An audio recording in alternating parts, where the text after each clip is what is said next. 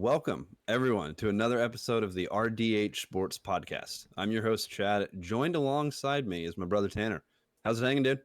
You know, it's pretty good. It's pretty good. If you're watching the episode, you can see I got my Browns jersey on Myles Garrett. We'll get to him later. But the biggest thing in sports right now, I would say, might have to be the Rangers. Taking out the Astros, and they're on their way to a World Series. I didn't think it was going to happen, but hey, I'm cheering it on. I'm ready for it. It's been exciting. They've played amazingly in the postseason. I was scared there for a little bit. They went down 3-2, but they won it 4-3 in the series, and here we go, baby. You know, they're in the dance. It's time. It is. It's time. If you listen to the pod where we usually talk about football, not European football, American football. You know what I mean? But we kind of got to talk about the Rangers. We can't not. Grew up right by Arlington. Went to a ton of Rangers games growing up. I was never a Rangers fan personally. I'm an Angels guy, so I'm kind of just cheering it on in the background. But I'm stoked. You know what I mean? Because the Rangers have lost that last World Series. I mean. That was bad. You know what I mean? For every you don't want any fan to go through that. They had it won and they lost it at the end. And then this year, what happens in the bottom of the ninth, top of the ninth inning against Houston in Game 5? You don't see baseball teams bounce back from a Game 5 after that.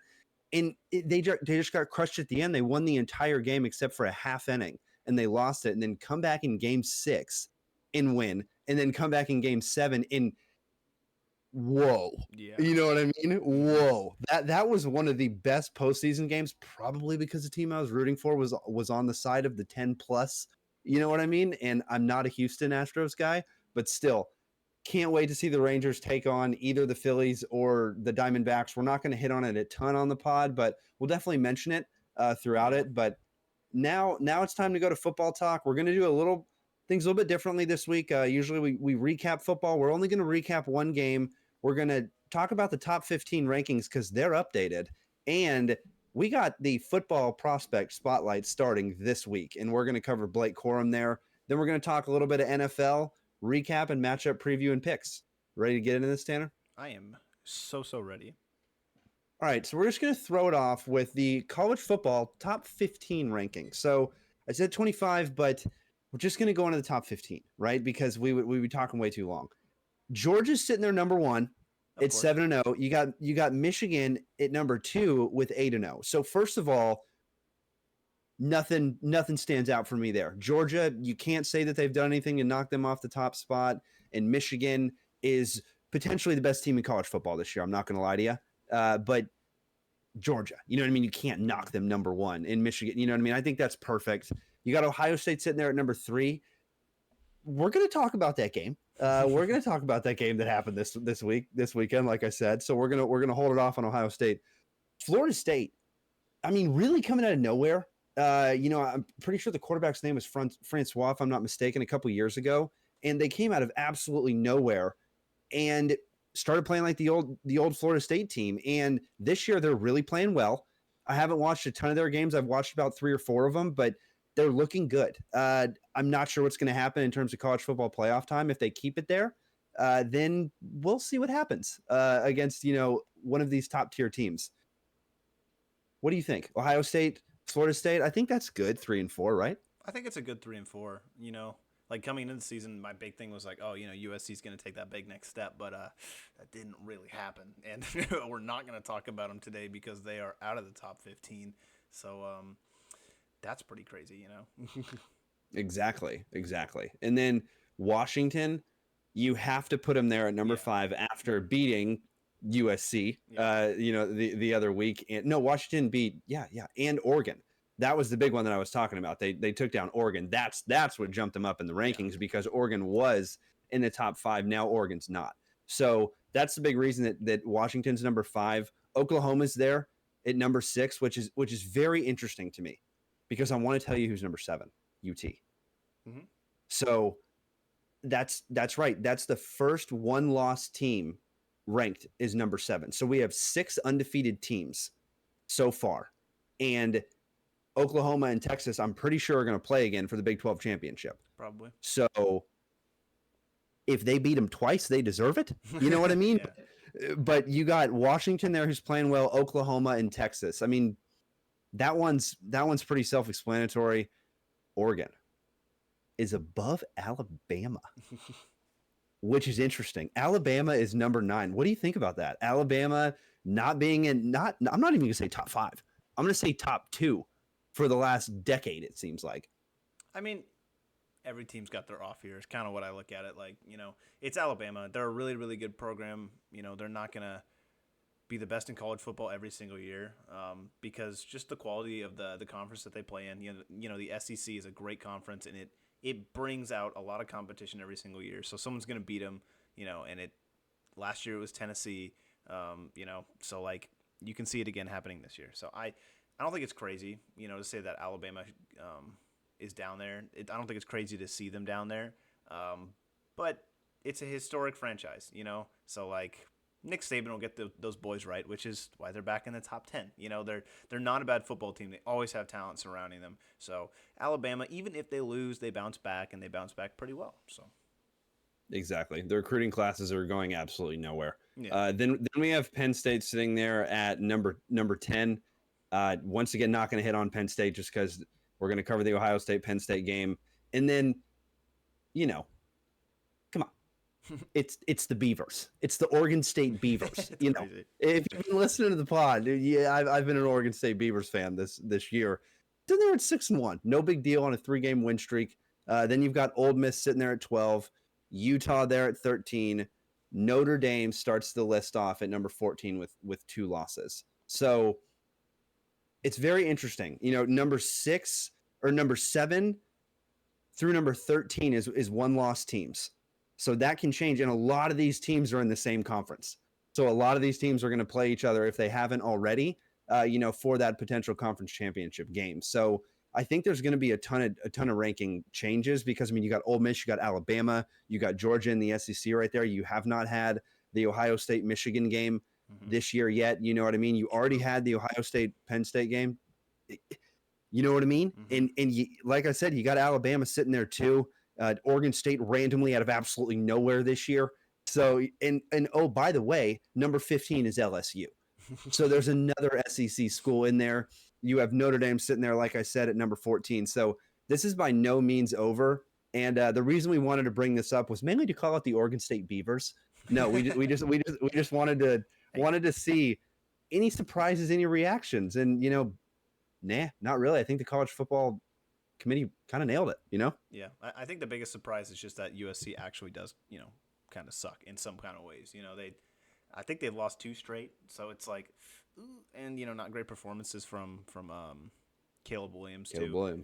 So yeah, I don't know about that. I feel like we have to mention him or at least talk about him a little bit because he is probably the consensus number overall pick, at least heading into that week. He was now probably still is, but you could definitely see something happen on draft day. I've seen crazier things happen with number 1 overall picks. So USC, it's interesting. I know that's your big school. So I'll let you go in on what's going on with the Trojans. Yeah, went to A&M, but if I wanted to pay out-of-state tuition, I would have gone to USC, and I also don't think they have a sports management program. So that's why I didn't go to USC. I loved it as a kid, watched them all the time as a kid. Was the only kid in Texas when they were playing the national championship rooting for USC. Was very quiet though because I feel like I was going to potentially get hit at school if I said anything about USC. I had a USC shirt I was going to wear too, and I was like, yeah, I'm not going to touch that one. But no, I think it's pretty simple. Right at the beginning of the season, I said it. He does have talent around him. If you look at the draft class, it's not bad, but it's not necessarily great. It's a very new system, new coach, new everything. Everything's new. So to me, it's going to take a little while for you to get used to it. But also at the same time, you have to answer or talk about the elephant in the room with his recent performance over the most recent games. And if you're a scout, what do you look at? Because last season, he didn't struggle at all. And this season, he's struggling. And you don't like to see the year-over-year regression. You like to see the year-over-year progression. So he's kind of going downhill a little bit over these last couple games. But here's the thing. If you turn on the tape, it's not, it is Caleb Williams, but at the same time, it's almost not. When I was watching that USC game, yes, absolutely, he's missed throws. I'm not blaming it exclusively on him, but at the same time, I've seen his offensive line get beat when they shouldn't. I've also seen his receivers drop a lot of key balls. Yes, I've seen some misplaced passes, some interceptions, but I don't think this is all on Caleb Williams, first of all. Second of all, no, this doesn't change for me. The consensus number one, it doesn't. It's 3 games, 2 games. So yes, if he continues to lose and he continues to slide down this way, then it's a big question mark. You had the most recent quarterback who was supposed to take the draft by storm and then ended up going back to college for 2 years because he's regressed every year with Spencer Rattler. Right? You don't want to have that happen. I'm not saying that Caleb Williams is on that level. He won a Heisman Trophy. You don't do that and not be a top overall pick. You got to be pretty bad to do that, and I don't think that's going to happen. So I think he's still going to be a top 5 pick.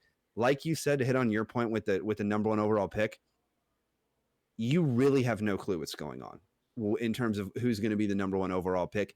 Even that year with Trevor Lawrence, you really didn't know if he was going to be the number 1 overall pick. You didn't. Baker Mayfield comes in and is the number 1 overall pick. You have no idea what's going to happen with these quarterbacks. If one team is sitting there at number 1, and maybe this team at number 2 has Caleb Williams at number 1 on their board, but the team at number 1 has Caleb Williams at number 2 on their board. Guess what?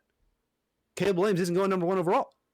You know what I mean? Who's ever number 1 on that team's board, whoever fits that system, is going to go to that team. So, is it time to hit the panic button? No, not yet. But you might want to just kind of erase these last couple games from the tape. You know what I mean? Everybody's due a bad game, but 2 in a row, 3 in a row, it's not looking great. And even, the most recent games, I'm going to pull up their schedule right now. But their most recent games, he just hasn't looked that great, like you've said. But the scary thing is yes, it's been against good opponents, but has it been against that good of opponents? You know what I mean? So, yeah, I got it right here, right now. So USC plays Cal this weekend. That's by no stretch a win. So they played Colorado. Let's just recap their season real quick. You're making me get into USC football. Here we go. At the time they were number 6. They played San Jose State. They beat them by almost 30. Okay. They played Nevada, who is unranked, beat them by almost 50. Played Stanford, who is unranked, beat them by 40. Played Arizona State, beat them by a couple possessions, 42-28. Not a crazy game. You start to see them go down. They went up to number 5. Then they jumped to number 8 because they played Colorado and they won 48-41. They dominated that game. Colorado just came back at the end. Then we have the losses start. Notre Dame, 48-20. Then Utah, who was higher ranked than them, 34-32, but they did not play well. They have Cal left. Oh, no, they haven't played Washington yet. They have Washington in a couple weeks. Then they play Oregon. Then they finish the season with UCLA. So that's tough. That's really tough because guess what? I think their season schedule is a lot harder toward the end. So I don't know what's going to happen. You know what I mean? I don't know what's going to happen. I'm not sure if he's going to continue to regress. I don't think so. I think he's going to have, a good game. Am I saying they're going to win those games? No. But I still think he has a good game, and I still think he's a top draft pick. I think in those games, I think he has a chance to absolutely turn around. I'm not saying his draft stock is in the garbage, but I think he absolutely has a chance to turn around his draft stock, considering where it could possibly be going. You know what I mean? So I think, let's say he beats one of those teams. Hell, if he beats both of those teams, I mean, he's consensus number 1 pick again.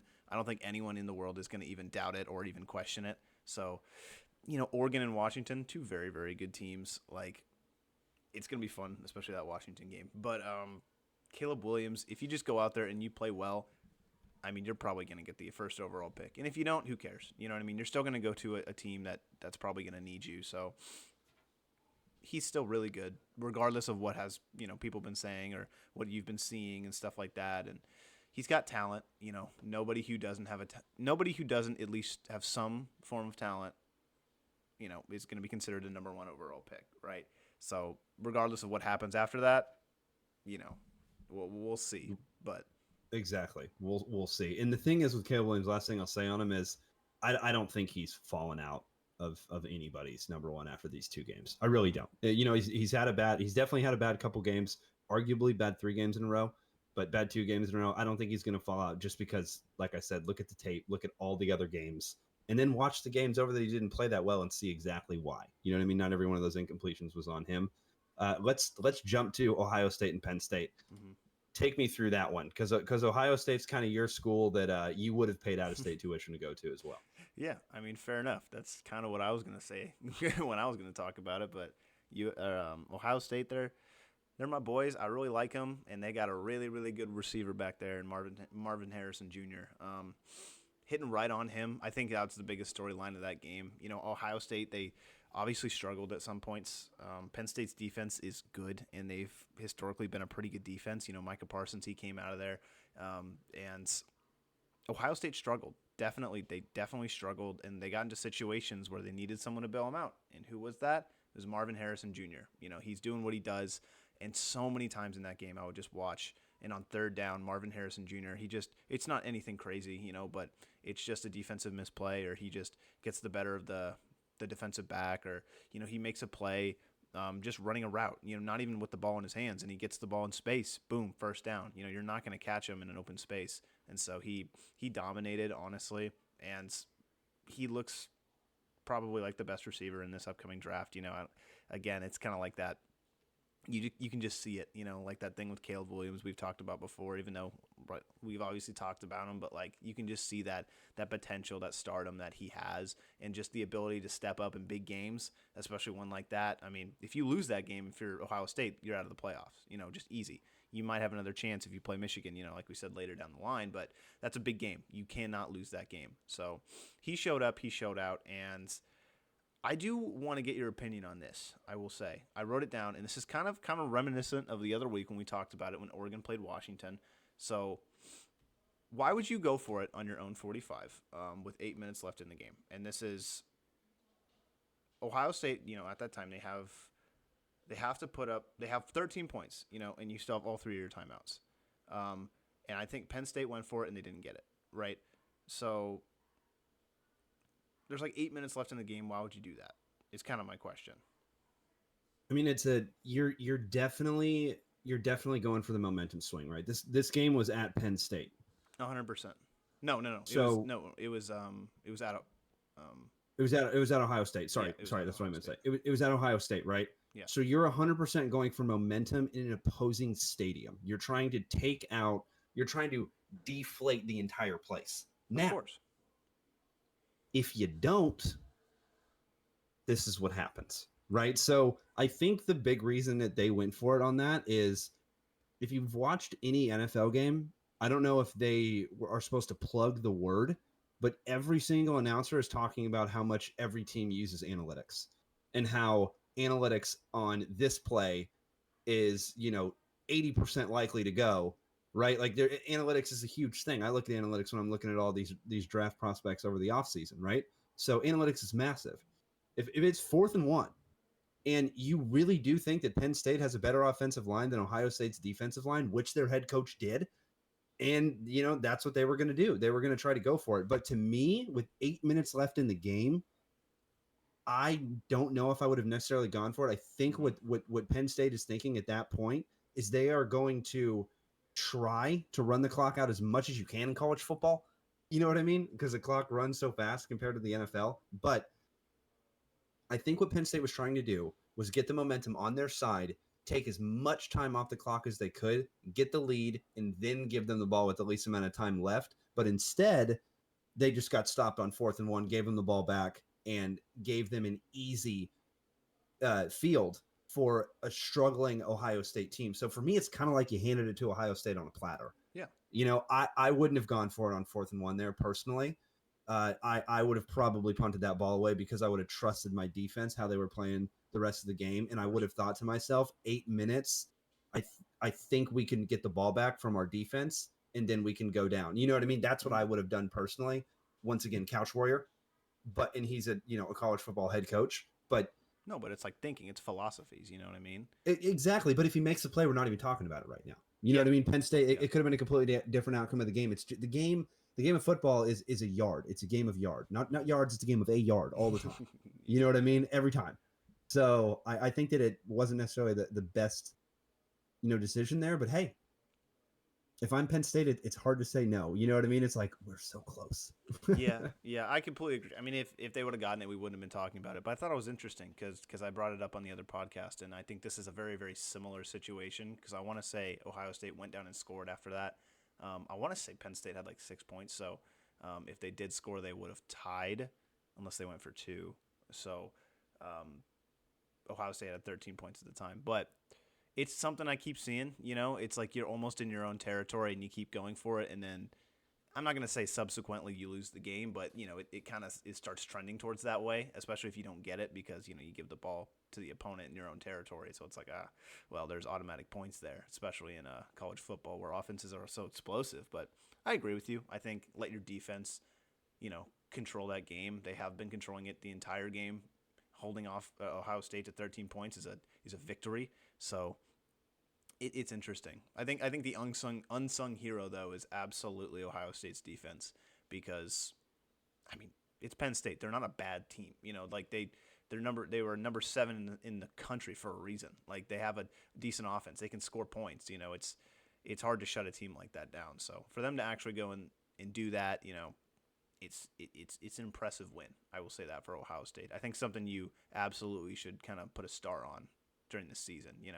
Of course, until Michigan comes up, that's a bigger game. But for now, probably the biggest win of the season for them. The biggest win by far of their season so far, especially with how high ranked Penn State was. And like you said, if they didn't have Michigan at the end of the year, maybe you could lose that game, but you got Michigan at the end of the year, and that is not a for sure win. Michigan looks the best they've looked since I've seen Harbaugh take over the head coaching job, in my opinion. I think Michigan looks unbeatable. And going right into Michigan, perfect segue. We're gonna do the first college football prospect spotlight. We're gonna hit Blake Corum here. He is the halfback for Michigan. He's a senior. I'm gonna see what I got written over here. I've starting to see it. If you listen to the pod, we're gonna release these a little bit sooner than we usually do. If you go to rdhsports.net, that's where all these articles are going to be. We release top 25s, mock drafts, everything in the offseason of the NFL. We talk a ton of prospects. So if your team, if you're a guy or gal that wants to listen to some draft talk, there's a ton of draft talk in the offseason. But we're just going to put one in each episode because if not, I will take 45 minutes and talk to you about Blake Corum, but I'm not. I'm gonna be pretty short this time. So what I got written down on him is this kid shows up in big games and is a major reason that Michigan has had the success that they've had over the last 4 years, including this season. Without Blake Corum, over the past 3 years, first year I didn't really play that much. Over the past 3 years, including this year, if they didn't have Blake Corum, I don't know where this Michigan team would be. He's 5'8", and he runs like a truck. He has the ability to juke you out of your socks too, which is very scary with somebody that's that low to the ground. Another strength of his would be that he can lower the defender and continue the run. So he's always going to get lower than a defender. No matter how low that defender gets, he's going to get lower than them. I have not seen a defender get lower than him yet. And then, he could have left Michigan his junior year, and he came back his senior year to make a statement. Michigan's the best they've been. And once again, I think that's the reason is because of Blake Corum. And his stats right here are pretty crazy. So his first year, he did not play that much. Like I said, he only had 2 touchdowns, 26 carries for 77 yards. 2021, he had 144 carries for 952 yards. Goodness. That's an average of 6.6. Yeah, with 11 touchdowns. So not bad, right? Last season was his biggest season. 2022, he had 247 carries for 1,463 yards, averaging 5.9 yards a carry with 18 touchdowns. This season so far, he has 111 carries with 605 yards, averaging 5.4 carry. But guess what? Here he has 13 touchdowns. So this kid is, in my opinion, a top 5 running back. The only reason you knock him is because of his size. That's the only reason that you knock him. I can't find many bad things about this player. And when I'm reading the stat lines, it's really hard to find bad things about this player. You know what I mean? Maybe you like to see him in the receiving game a little bit more just because it seems like every running back in the NFL can do that. But if that's a negative, you can kind of sort of call that a negative, but not really. Have you watched this kid play? Because, I mean, he's clearly a top 5 running back. Honestly, for me, a top 3. I'm not gonna give away whether he's 1 through 3 yet because I haven't released the rankings. But what do you think about him? I mean, the kid is dynamic. It's just like one of the only words you can use to describe him. I mean, he's just like you said. He shows up in big games. For instance, go look at Ohio State, like when they played last year. So it's I obviously have seen him just destroy.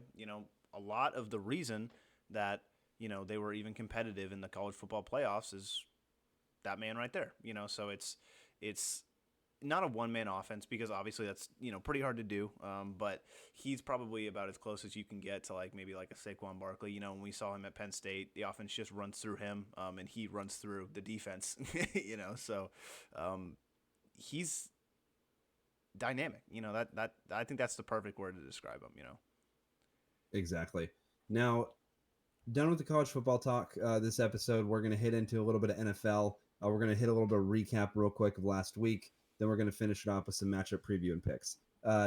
Bills. We got to go right out the gate and talk to them. 25-29 loss against the Patriots. Another game they should have won. Dropping another one early this season. The schedule doesn't get any easier. I don't think it's time for panic button. But what did you see in that game? Because what I saw was a Bills team that had a couple possessions to win, and they did not do it. Yeah, I mean, it sucks to say because I would consider Josh Allen one of the best quarterbacks in this league and one of the best arms of our generation. When you just look at him from a Cannon. When you look at him from a completely like objective standpoint, I mean, the dude's he has every trait that you would want in a professional quarterback. So it really sucks that he's going out there and he's making some of these mistakes that kind of seem like he shouldn't be making, you know what I mean?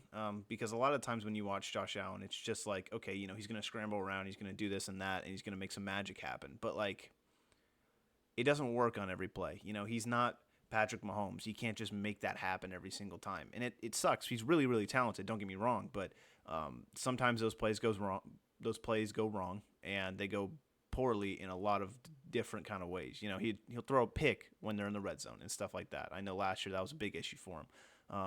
Or he'll just make a useless turnover, trying to make something happen. And it's good if the play happens, but on the other side, it's really, really not good. So it's kind of like a swing, So if you make that big play, bang, that's awesome. But if you don't, well, that's all the opposite of awesome. So I don't know. I think the Patriots just tend to play well within their division, even though sometimes it can get out of hand at some points. But Bill Belichick, he's a really good coach. I think you got to give this win to him particularly. I think it was his 300th win. So that was a really nice one to take out Buffalo with. So he's a really good head coach, and he knows how to play against Josh Allen, which sucks, if you're a Bills fan, because he's a really good coach. He took him out of the game. Josh Allen, you could say that. They only scored 25 points. They came back. The scoreline was probably a little bit stat padded towards the end. They got that touchdown. But Mac Jones, though, he played an outstanding game. You cannot take that win away from him either. I don't know what kind of touchdown dance he did in the end zone. If you saw that, that was kind of weird. But his attempt at gritty. I've seen Matt Gritty, though. I've seen him do it. He can do it. I don't believe that was his best attempt. I'm in a walking boot. I think I could do better than that one. Anyway, keep going. Yeah, I mean, Mac Jones, despite all the stuff that he's been going through, criticism and stuff like that, he played an amazing game. And you can't take that away from him either. Buffalo's defense is not bad at all, even though they don't have their biggest corner out. Or even though they have their biggest corner out. But he went down there and he made key he made key plays on key drives. And that was kind of like what you were saying. It's like the opposite of what Buffalo did. They just didn't do that in some places. It's like, oh, we're going 3 and out again. Here we go. It's just like you got to get some points on the board, man, especially when it counts, even if it's like a field goal or something like that. But what do you got in this game? Exactly. I mean, the Patriots play them well. I would argue that the Patriots play them better than any other team in their division because every time it seems that they have their number. You know what I mean? Every single time. Even when the Bills win, it's like, I think Patriots should have won that one. You know what I mean? Or when they play them, it's like, oh, that took them down a level. Maybe they're not the Bills team that everybody thinks they are. But this year, I don't know if they are. You know what I mean? I don't know if they are because you cannot drop games like this. And if it's this inconsistent offensively, then this is what happens, right? If Josh Allen doesn't put up 28 points a game, this is what happens. Mm-hmm. Buffalo has a pretty good defense, but like you just said, their number one cornerback's out, meaning if they're playing a pass happy team, which 90% of the league is, it's not going to go too well for you. You Yeah. know what I mean? So you got to be able to get to the quarterback. Ed Oliver, is done really well, that defensive tackle. He's done very well. One of my favorite prospects. He came out of Houston, if I'm not mistaken. And he's coming to his own at that defensive tackle position, but sometimes it's just not enough to have a couple decent guys on the defensive line. They have some really fast linebackers. They have some really great safeties back there with Micah Hyde, but you know you can't lose this game this early in the season to the Patriots. It's a division opponent. You know what you're going to get. You should be able to kind of squeak one out there at the end. And like you said, it was kind of padding the numbers. That game wasn't even really that close. It should have been a 2-touchdown game, but the Bills got a garbage time touchdown, and they had the chance to win it at the end again, but they didn't. Because they just didn't get past their own mistakes on third and fourth down. And it's one of those things where you look in the receivers. Yeah, Stephon Diggs is open on a couple plays for sure. A couple receivers were open, but you can't really blame it on Josh Allen. It just looked flat overall. The Bills come out and they're either really good or flat the whole game. Yeah. So that's kind of what I got on them. And last thing I'll say is Belichick is the greatest coach of all time, in my opinion. He's got, I don't know how many Super Bowls he's got, but I know he's got 6 with Tom.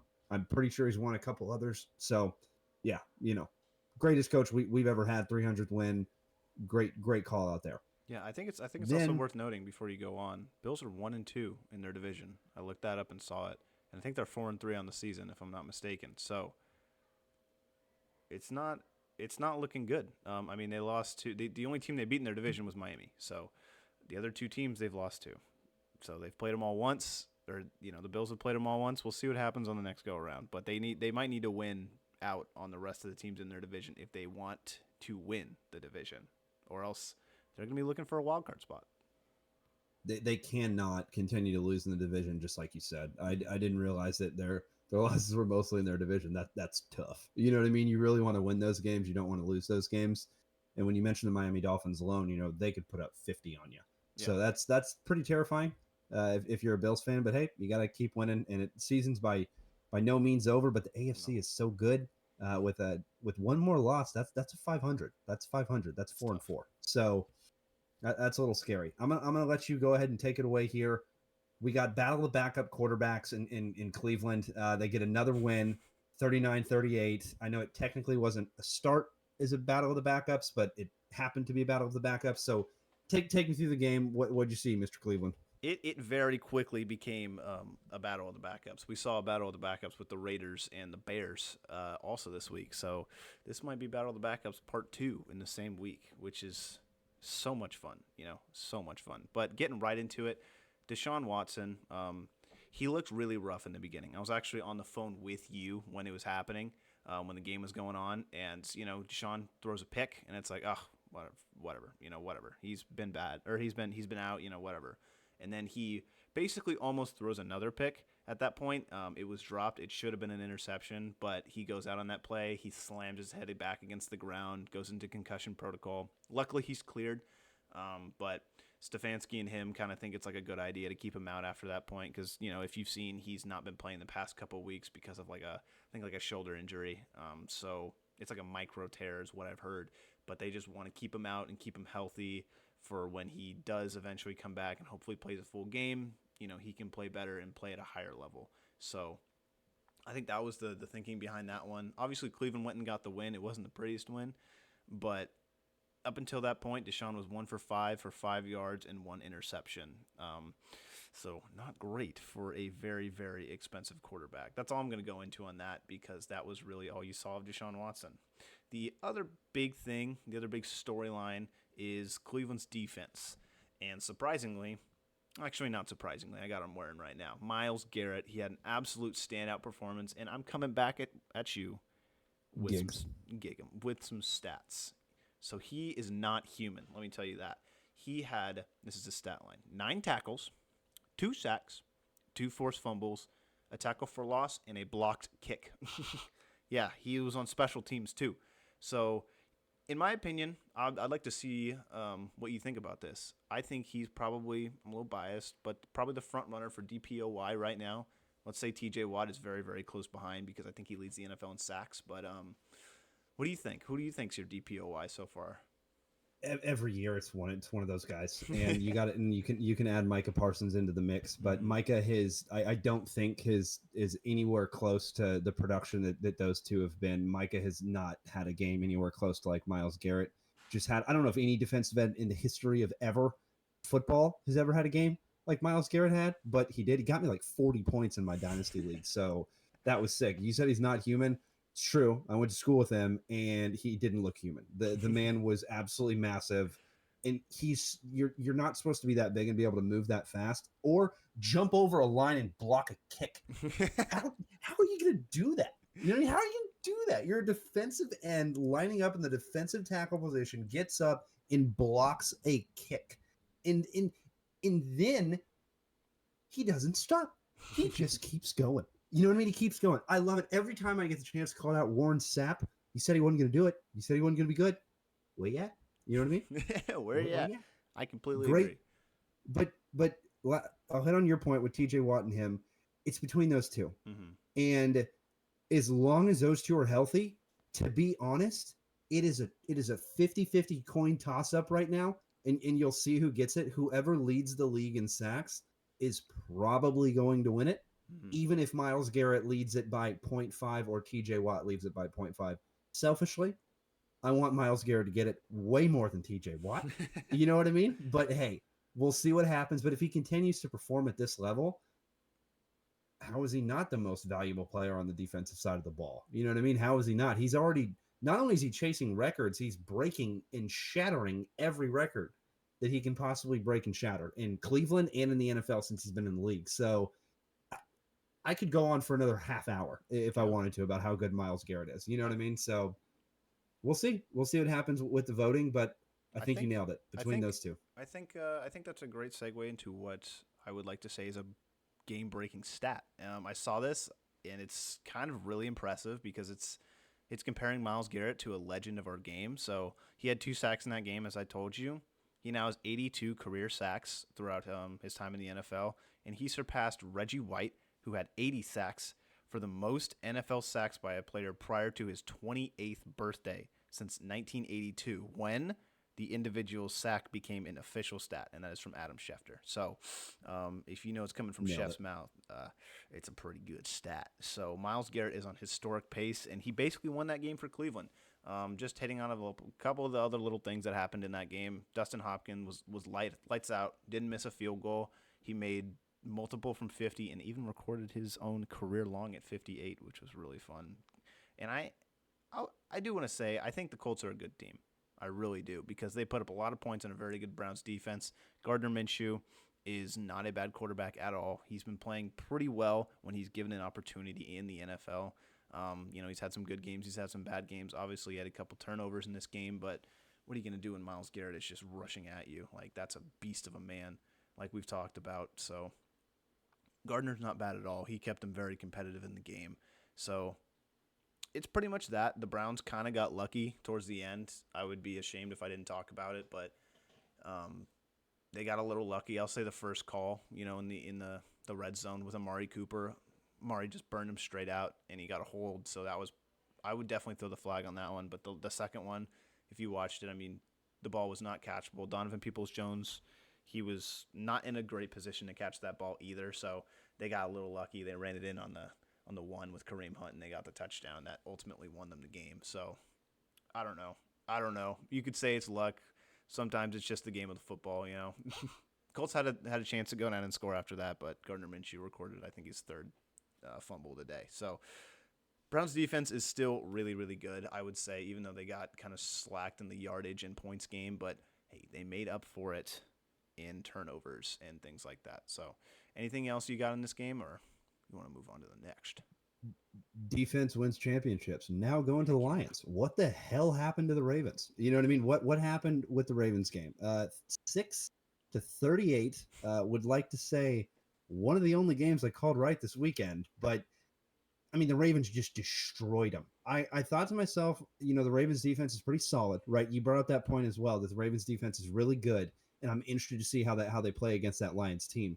You saw, and it didn't go that great. You know what I mean? The Lions were due for a bad game, though. You know what I mean? I'm not saying that the Lions, this is taking them off their peg of that team. This is the best Lions team still I've seen. And the only reason that is because of the play of, predominantly Jared Goff, and their defense is playing really well, particularly Aiden Hutchinson on the defensive side of the ball.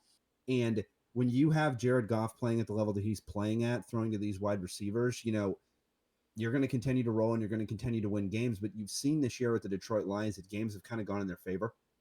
And this game from the start did not. They started out, looked like they were walking in mud. They just looked a lot slower than the Ravens did. The Ravens were at home, came out, immediately scored a touchdown. Lamar looked like MVP Lamar. So 6-38, they got absolutely destroyed, but I expect a bounce back performance next week. Yeah, 100%. I mean, it's hard to win when your defense puts up 38, but it's also hard to win when your offense doesn't do anything. So I completely agree with you. I think it's just kind of one of those games. I was watching it. Jared Goff wasn't really on point with his throws. He wasn't really making the big time throws that you see him usually do. He's getting his receivers the ball. I think Amon-Ra St. Brown had, I was talking to you about it, like 19 targets or something like that. Which is just dumb, but he had over 100 yards receiving, so that was cool. Thanks for that one on my fantasy team over there. But Jared Goff just wasn't locked in, as we normally see him. We normally see him just diming up his receivers in the best way possible. So maybe that Ravens defense got to him a little bit is kind of what I'm starting to think, because, again, they're a really good defense, and they're probably one of the best defenses in the NFL if you really think about it, and they have been for a long, long time. So it was going to be, who's going to win this game, like the rock or the hard object, it's like one of those kind of references. So it's just the Ravens got on top. And if Lamar's playing at the highest level that he can, it's really hard to win that game, just period, because Lamar is an absolute playmaker in this league. And if he plays like that, you're probably not going to win. It's Lamar freaking Jackson, guys. Like he won an MVP for a reason. So that's pretty much exactly it. The greatest rushing quarterback since Michael Vick. You know what I mean? It's just that simple. The kid is insane, and like you said, if he has a game like the MVP level, you're not going to beat him. Yeah. We got to talk about a team that isn't necessarily our favorite, but we still got to give them props. The Eagles. The Eagles and the Chiefs are the only teams in the league left that have one loss. Everybody else got beat this past week who did. It's only those two. Weird. Met in the Super Bowl last year. Kind of weird how that works. But they destroyed the Dolphins. It was only 17-31, not necessarily a destroy, but if you watch the game, it wasn't close. The Dolphins did not look good. The Eagles defense dominated Miami, aside from a couple plays from Jalen Waddle and a couple plays from Tyreek Hill. That was about it. You couldn't contain them, but to hold the Miami Dolphins to 17 points is pretty incredible, especially after you lose the previous week against the Jets. You called this one. You said the Eagles were not going to lose 2 in a row. They didn't, and they made a pretty crazy trade that we're going to hit on in a second. But what do you have on that game? I just have the Eagles doing what they do best. Them tush pushing down the field. It's a question that I think a lot of people are having right now.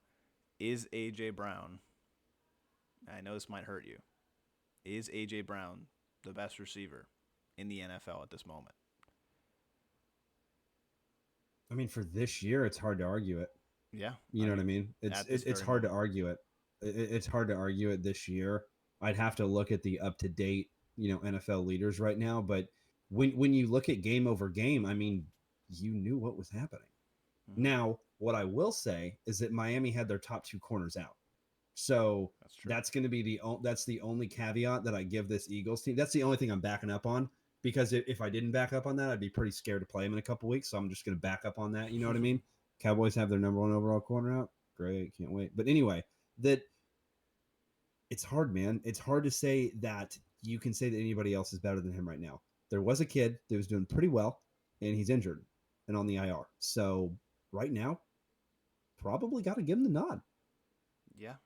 I think so. I mean, he's had a historic pace so far. I think it's like 125 games the past 5 games, um, which is just insane.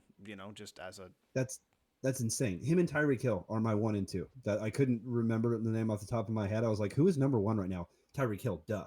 Tyreek Hill and him to me are like right there.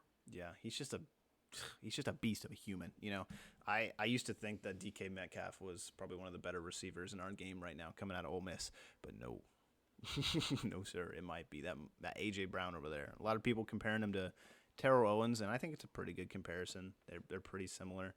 Get your popcorn ready from when he was back in Dallas, but yeah, Eagles are a really good team.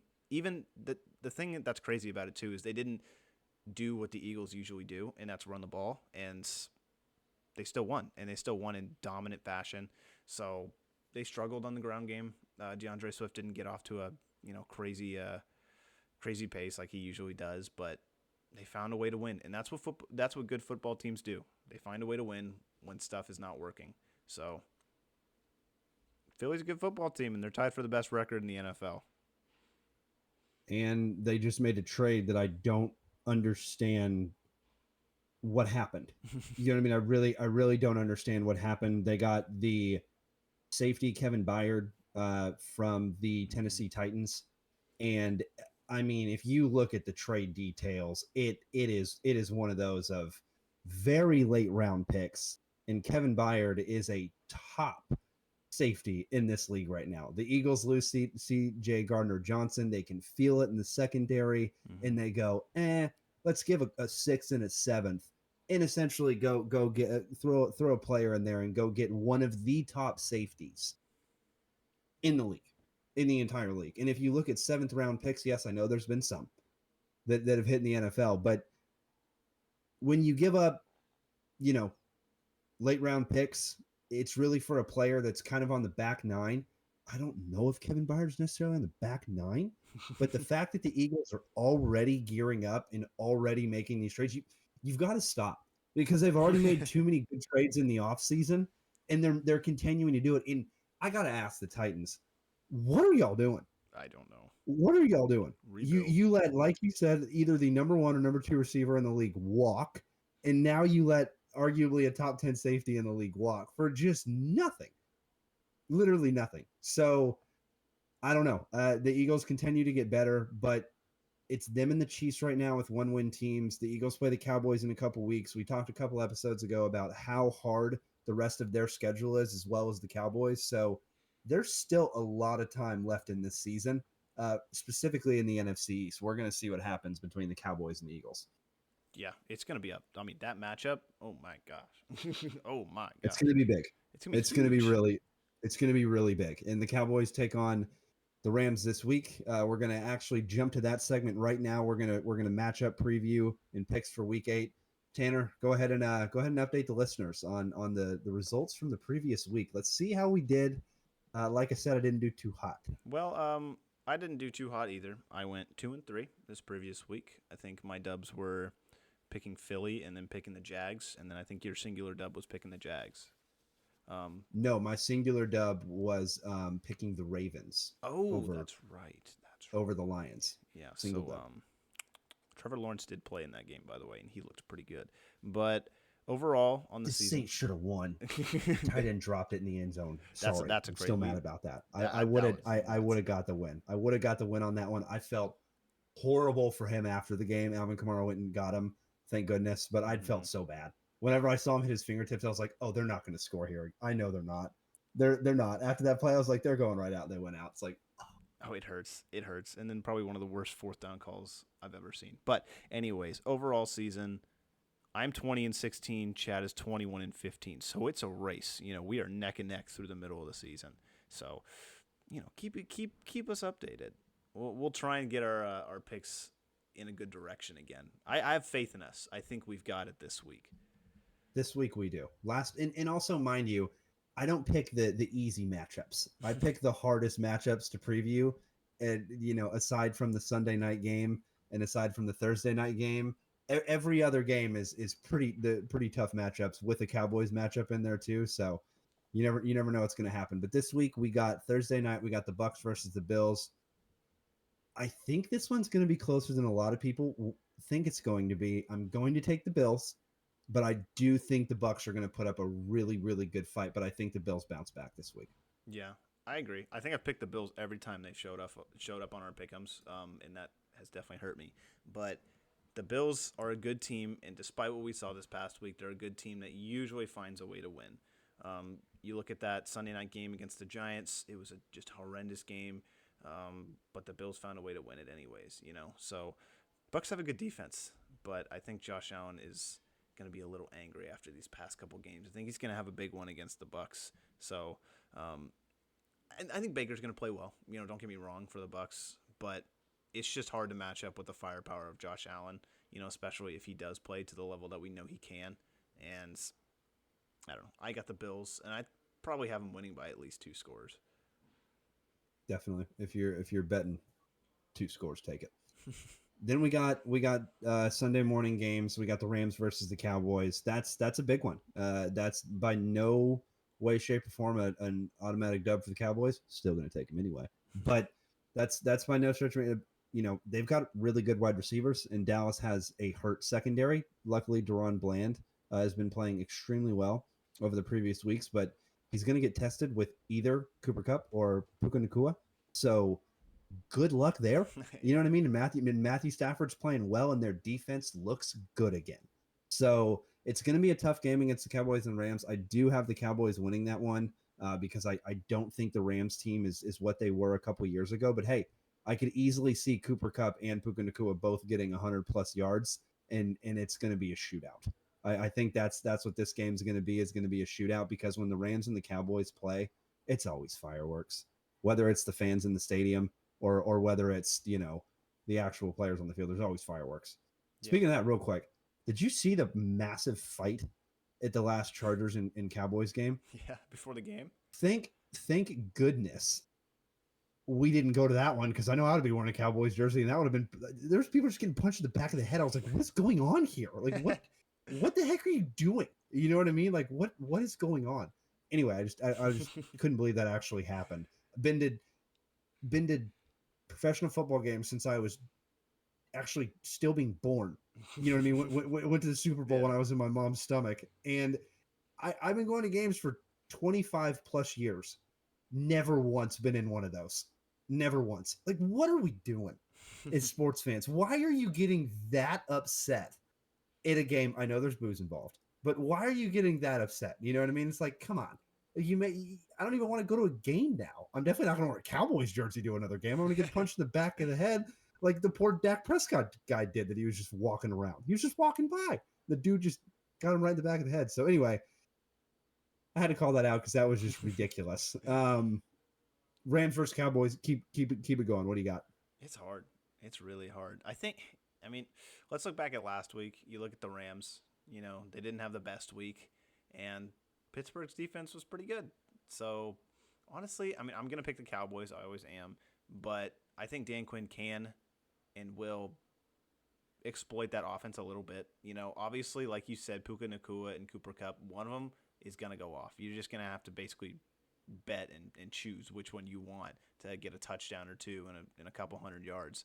But if you can, it's been proven. Like if you can limit them to one of them and their offense, can score a little bit of points, not that much, you can win the game as long as your offense can go down and score points. But Dallas's defense absolutely has to show up. That's, I think, the only way they're going to win this game, because I really don't think the offense is going to go down there and do it because, like you said, the Rams defense has looked pretty good recently. They're kind of sneaky good, even if they've lost a bunch of their starters in the offseason. But they're still the Rams, and they're still a good defense. They're still a really good team. The Cowboys are going to have to bring their A game if they want to win. But I had the Cowboys. It's just one of those things. I don't know. I just got a feeling again this week, like I had against the Chargers. I think they're going to get the dub. I think they're going to get the dub slightly, though. I think it's not going to be a crazy win. I think it's going to be one of those nail biters to the very end, like we saw Monday night against the Chargers. We could see the exact same game. Who knows? Sunday afternoon game. This one's going to be pretty tough. This one's going to be a tough one to pick. The Bengals and the 49ers. Who do you got? It's hard. It's hard, especially since the Niners have lost 2 in a row. I think the big question here, I think the biggest question is, does Trent Williams play? If he plays, give me the Niners all day, all night. It's not even a question because he's been out the past 2 games, and the Niners have looked like a completely different team. Brock Purdy has looked like a completely different quarterback without his protection, his safety valve there at the tackle position. So I am going to go the Niners. I think that they're just a really good team. It's going to be insane to me if they lose 3 in a row. The Bengals are explosive, don't get me wrong, but that's a really good defense. And with Joe Burrow still kind of a little bit injured here and there, I think the Niners can take it, and they're going to get a bounce-back game. I mean, it's the San Francisco 49ers, y'all. Exactly. I just don't think the Bengals defense has enough to stop them. You just look at whoever they have, and Christian McCaffrey's playing hurt this past week. He's playing hurt. He's playing hurt. Did you see him? That did not look like a hurt Christian McCaffrey. And you got George Kittle starting to hit now. Usually takes a little while to the end of the season, but nope, starting to hit on national title. You know what I mean? Yeah. Oh, is Debo, right? That's another big one. Debo wasn't playing. Is Debo going to play? Is Trent Williams going to play? If Debo plays and Trent Williams plays, sign me up. Sign me up. You know what I mean? Absolutely sign me up. But the Bengals are coming off rest. We all know that's exactly what Joe Burrow needs. Yeah. But this is arguably a potential Super Bowl matchup. You know what I mean? This could be a potential Super Bowl matchup at the end of the season. Who knows how it's going to play out? Not going to bet against the Chiefs right now, but still, Bengals and 49ers. 49ers are playing a little bit hurt. We'll see what happens, but right now, I'm going to go 49ers just because even if you have Kittle, and even if you just have Christian McCaffrey and Kittle and Brandon Ayuk, and that offensive line you still got the defense. And I think that the 49ers defense matches up pretty well against the Bengals offense. I think they match up pretty well. They got Jamar Chase, you know what I mean? They got Boyd, they got Higgins, but still San Francisco gets to the quarterback. Yep. They get to the quarterback very quickly. And the Bengals offensive line this year has struggled again. So I can't pick against a dominant defensive line and arguably the best offense on paper in the entire league. So give me 49ers as well. We got the Sunday night game, the Bears and the Chargers. I'm going to keep this one simple, sweet. I'm going Chargers. I don't think the Bears get 2 wins in a row. I think Justin Herbert goes out there and has himself a game and does it on prime time. Who do you got? Give me the Chargers. Go Bolts. I think this one is pretty easy. I don't know if Justin Fields is going to play. I don't think it really matters, though. So, sorry, Dope Bears. You're going to get another L. Another one. Monday night, we got Raiders and Lions. They're both looking to bounce back after losses. But the Lions, give me the Lions. You know what I mean? Give me the Lions. No shot do they lose 2 in a row, not against the Raiders. You know what I mean? It's just not gonna happen, I don't think. If it does, it does, right? But I know I got a couple Raiders fans, sorry. But Lions, give me the Lions. Jared Goff's gonna look like he's looked all season. Yeah, I mean, I'm going to agree with you, and it's just because the Raiders might have put up one of the worst performances I've seen against a backup quarterback. Obviously they had also a backup quarterback, but, I mean, you got Devontae Adams, guys. I mean, there's a very simple recipe here. I've never seen a team struggle this much with that much talent at one position. So I am very much going to go the Lions. I'm a believer in the Goffins, as you know. So the Raiders, it might be time to pack up shop and wait till next year, boys. Calling it already. We got now the last part of the pod, we got some notes to hit on real quick. Obviously, wearing the PSG jersey for a reason. PSG plays in the Champions League. They started tomorrow against Milan. Oh man, I'm a little terrified. Last time PSG played the Champions League game, they didn't do too well. But hey, we'll see what happens. They're playing Milan. Anytime Mbappe's on the field, I'm rooting for him. Let's go. So we'll talk briefly about that next pod. But excited that the Champions League is officially back up and going in mid-December. That's when the group stage stops, and that's when the real Champions League gets going. So I can't wait for, we're in the group stages still, but you got to win in the group stage to get out of there. And PSG's got to go against Milan and get that win. Next, Hey, AC Milan. They went far in the Champions League last year. Watch out. And AC Milan, exactly. they got our American boy Christian Pulisic, and he's scoring some goals for him. So that's pretty fun to see. Yeah, and then you got your team. You got your squad. My who squad. who got the dub? Who got the dub today? Surprisingly, man, it was a little rough. I didn't watch it, but I did catch some of the highlights. There was a PK with Onana, and he saved it, and that was definitely the save that secured him that victory. Because if you lose to this team in a way like that, it's I want to say Copenhagen, like I mean, is it Copenhagen? I don't know. I'm not sure. Like that's Exactly. that's how I read it. But Man U, 1-0. I caught highlights as well. Didn't catch the whole game, but hey, at least you got something to cheer about. You won a game. It was a must-win game. I mean, that's what Ten Hag said before the game. You do not want to go down in that group because you're not going to get out of it at that point. So it's a must-win game. That group isn't like the most insane in the world, but I just want them to make the next round. If they can do that, then I'll be happy. But exactly. Other than that, you'll consider it a win. Maybe for the season, you'll consider it a win. I will consider it a win if they can make it out of their group, and it's probably not going to be at 1 because I don't know if that's possible anymore. But we'll see. We'll see what happens. Last note, just wanted to hit on it real quick. The main card of the UFC 294 fight. Just gonna hit on the 3 that I watched. The Johnny Walker fight, if you know what I'm talking about. I can't even pronounce this other guy's name. He's Russian. I cannot pronounce his name. He's 18-1-1, but light heavyweight bout right before the pre-fight, the pre-main card, and then the official main fight. But it's a light heavyweight fight. One of the oddest no contest fights I've ever seen. I just wanted to hit on it real quick. It went viral around the internet, especially in like the UFC communities and the MMA communities and everything. The ref asked Johnny Walker after he got hit with an illegal kick, illegal strike, where he was, and he replied he was in the desert because they were in Abu Dhabi, and they stopped the fight. And they called it no contest. There was almost like a massive brawl. Dana White had to like come in the octagon and everything. I was watching and I was going, what's going on here?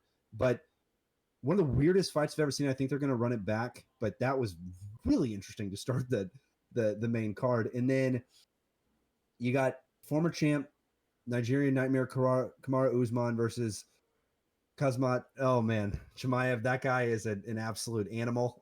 He just yells and he just mauled Usman. He mauled Usman. Usman took the fight on short notice, but he mauled him. It's just that simple. Chimaev was just more powerful, got him on the ground, got Kamaru Usman down, who is a championship wrestler, Kamaru Usman, and just brought him to the ground. Didn't do a ton of damage to him, but still brought him to the ground and beat him in 3 rounds, beat him by the judges. So nothing crazy in that one, but still would have liked to see Usman do a little bit more. Now he has another loss in that category, but hey, at least he was out there. Didn't sustain any real damage, it looked like, and had a decent fight. Second round was pretty good for Usman, but Chimaev just overpowered him every round. And once he got him on the ground, he just took his body weight and just laid it on him, and he couldn't get up. And then the title fight didn't last long. Islam Makhachev versus Alexander Volkanovski. Knockout TKO. Makhachev head kicked him, caught Volkanovski, staggered him. Volk fell back, and Makhachev just swarmed with strikes, and it was over. 3 minutes and 6 seconds into the fight. You can't. That's the total time of the fight. So Yikes. That's tough. That's a tough way to go out. But hey, it was a heck of a rematch. Volkanovski took it on short notice as well. This card almost didn't even happen because of all of the short notice fights, and they had to travel all the way to Abu Dhabi, which is crazy. But he took it on 10 days notice. He got caught with a head kick, and it happens. Usman got caught with a head kick against Leon Edwards at the end of the fight. This one was at the very beginning of the fight. Volk ducked. It almost looked like he didn't see it coming. He put his hand up at the very last second, and it was just enough to graze the top of his head and stagger him. And once you're staggered in the UFC and these elite strikers come in, it's game over. So That's all we wanted to say on the UFC card. Any last notes? Or are we good to end this thing, Tanner? I just wouldn't want to be punched in the head, in any kind of scenario. I don't think that would, you know, be very pleasant, especially if it's not from someone who could probably punch me at like 100 miles an hour. So yeah, screw that. I'm good, but big props to those guys. I think it's an insane just sport just in general. Like you just go out there and you train for months and months and months out of the year for one fight, just one night, and you just go out there and just freaking give it your all and punch 100-mile punches, and it's pretty sick. I'm a big fan.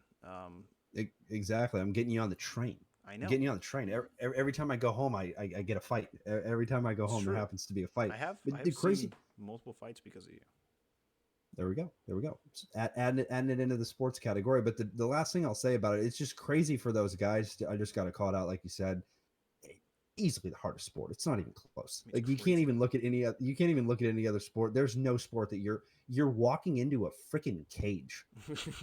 And the door's getting shut behind you, and you're fighting in front of like 15,000 people.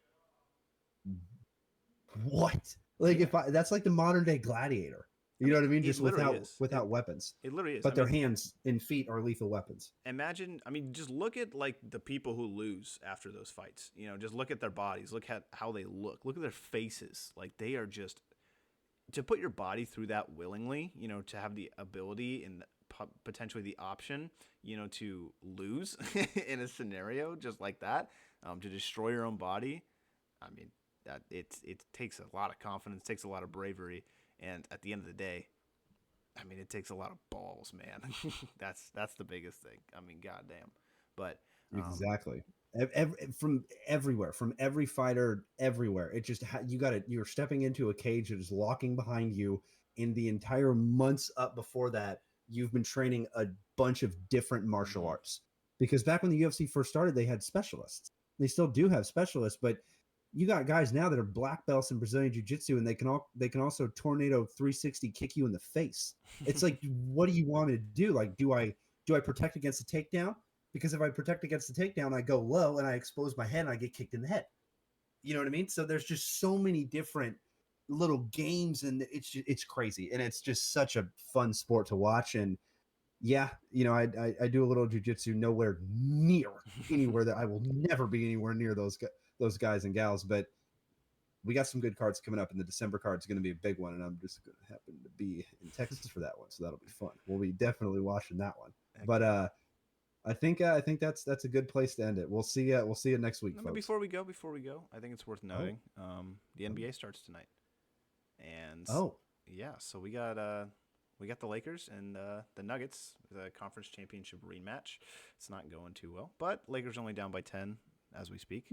But hey, you never know. It can happen. And I think we got Phoenix and Golden State coming up later. I will not be awake for that, but it'll be a good game. Hopefully Phoenix can take out the Golden State Warriors. That'd be kind of fun. But yeah, I will definitely be hitting on some basketball in the coming weeks, especially since the Spurs' new rookie sensation Wembanyama is going to be putting up some reels and highlights and stuff like that. So I'll be excited. Hopefully I can make it to a game this season. That would be kind of fun.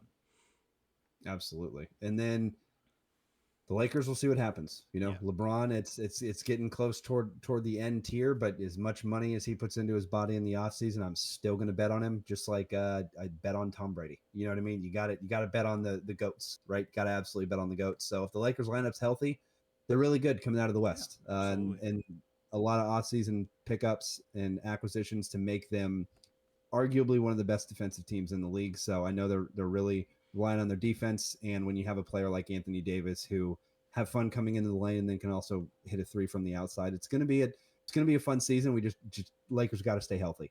That's the biggest thing. If the Lakers stay healthy, I think they easily make the playoffs, and then we'll talk whenever the playoffs start, because how fatigued is everybody? You know what I mean? How good is Phoenix going to be this year? Because their lineup's ridiculous. How good is Milwaukee going to be this year because they got Damian Lillard? How are the Nuggets going to continue to be good? Are they going to take a step back? Are the Suns going to go up like they were supposed to last year? There's just so many questions in the NBA, and we will absolutely hit on the NBA because I didn't even realize it was starting today. I totally thought it was next week, so that's my bad. Hey, that's all right. You know what? That's why I'm here to remind you. But you got anything else? that's it. I think we're good to end this thing. Bye bye. See you, folks.